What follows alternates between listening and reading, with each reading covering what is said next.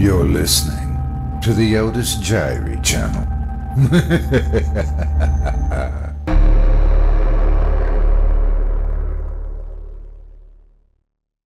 Ghost Radio by Dave Stancliff. Performed by Otis Jiry. 3, 2, 1. You're on the air. Hello, folks. Glad you could make it on my broadcast, the Tom Mahon Hour. I've got a lot to talk about tonight, but before we do, I'd like to ask you something. Do you believe in ghosts? The reason I ask is the production crew has been complaining of some wacky things going on in the studio lately. Things disappearing and reappearing again somewhere else. Stuff like that. I've got to tell you right now that I don't believe in ghosts. If you do, call and let me know why, okay?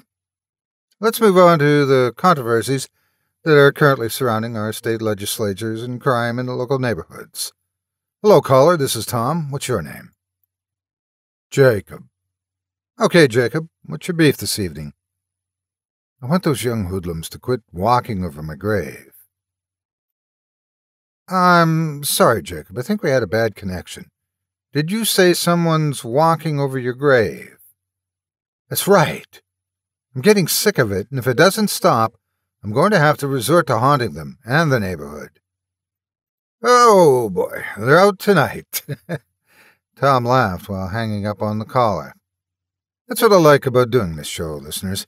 There's always something new under the sun, or, like in this case, the phone. Stick with me for a minute while our sponsors get their messages across to the Windy City in Chicago. Tom took the opportunity to see what Dexter, the production sound man, wanted. What's up, Dex? He asked. Someone outside wants to see you. Who? Tom asked with real interest. This was not a common event. He says his name's Jacob. Tom froze. Guy's a nut. Tell him to leave. Say you'll call the police.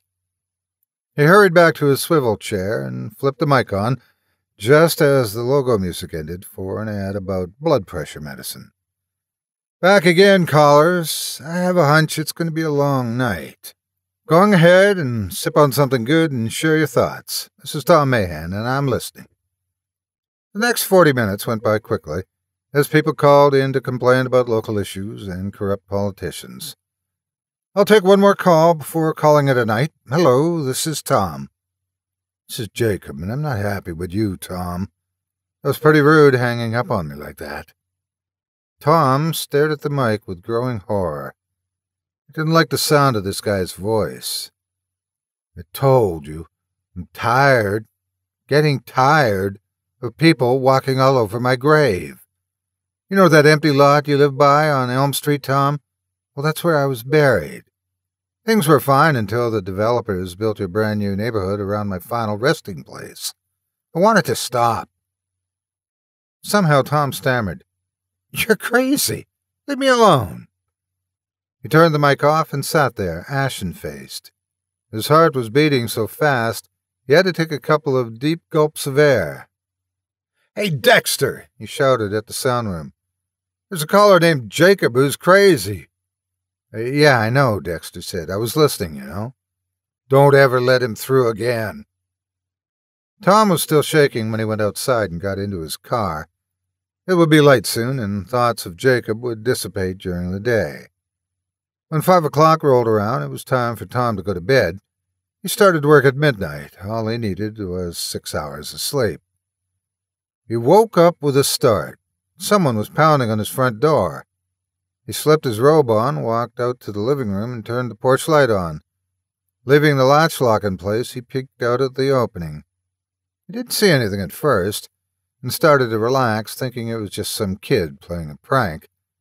Then he looked down on the porch. There was a pile of foul-smelling, dark, rich earth spread out, covering the tile. It was 10 o'clock, and he decided to stay up. He couldn't sleep now if he wanted.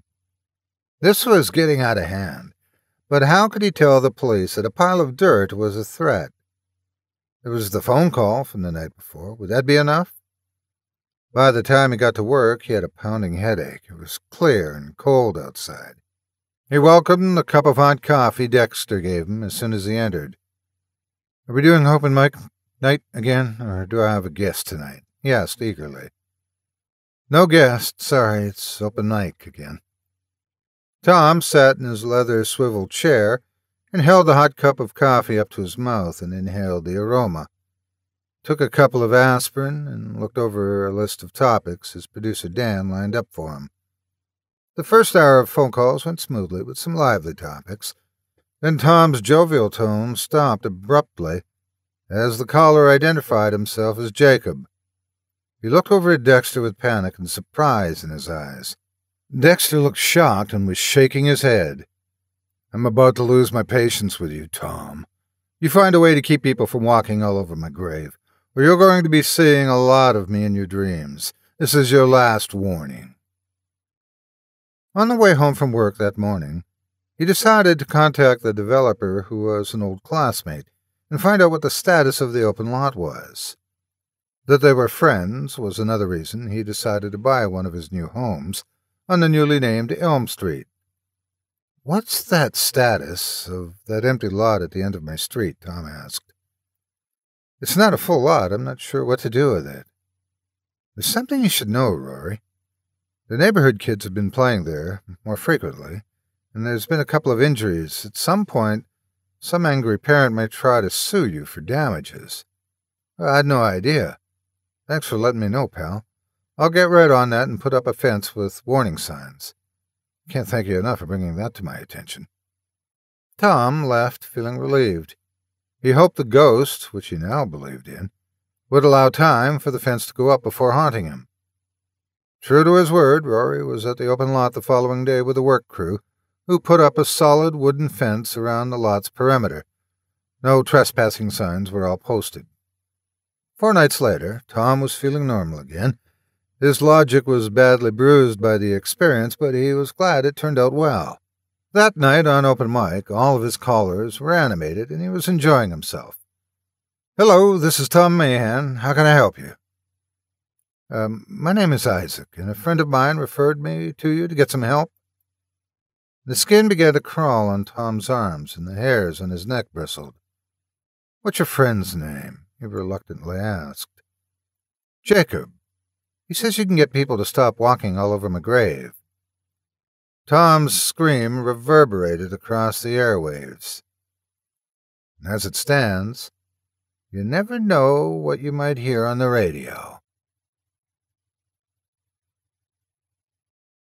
Thank you so much for taking time out of your day to listen to this story in its entirety.